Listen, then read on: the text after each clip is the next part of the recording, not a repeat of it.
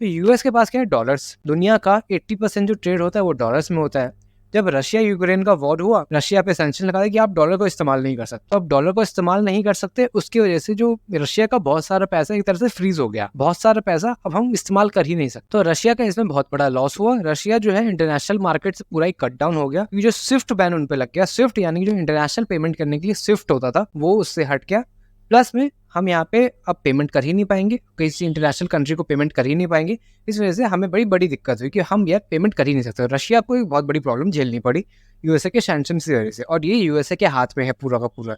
यानी कि आज रशिया पे लगा दिया, कल किसी और कंट्री पे लगा देगा, हो सकता है कल को इंडिया पे भी लगा दे, इंडिया से कोई दुश्मनी हो जाए तो ऐसा भी हो सकता है। ऐसा हुआ नहीं बट ऐसा हो सकता है। ये था पहला रीजन कि भाई रशिया यूएसए जो है परेशान है। अब अगर हर कंट्री यूपीआई एक्सेप्ट करने लग जाएगी तो डॉलर्स की जरूरत ही नहीं पड़ेगी। वैसे भी डी डॉलराइजेशन तो आपने सुना ही होगा। तो अगर डॉलर्स का इस्तेमाल ही नहीं हो रहा और रुपीज का इस्तेमाल हो रहा है, क्योंकि देश की 18 कंट्रीज ने रुपीस को इस्तेमाल करने में अपना इंटरेस्ट दिखाया था कि भाई हम रुपीस को इस्तेमाल करना चाहते हैं, तो रुपीस भी इस्तेमाल हो सकती है। प्लस में अगर रुपीस इस्तेमाल होगी तो यूपीआई भी इस्तेमाल हो रहा है धीरे धीरे, तो रुपीस में भाई ट्रेड भी हो जाएगा। तो अगर रुपीस में ट्रेड होगा, डॉलर्स में नहीं होगा, प्लस में यूपीआई चलेगा, तो बैठे बैठे आराम से पेमेंट हो जाएगी। अमेरिका के हाथ से एक पावर चली जाएगी कि भाई अब हम सैंक्शन नहीं लगा पाएंगे। तो ये एक बहुत बड़ी दिक्कत हो जाएगी।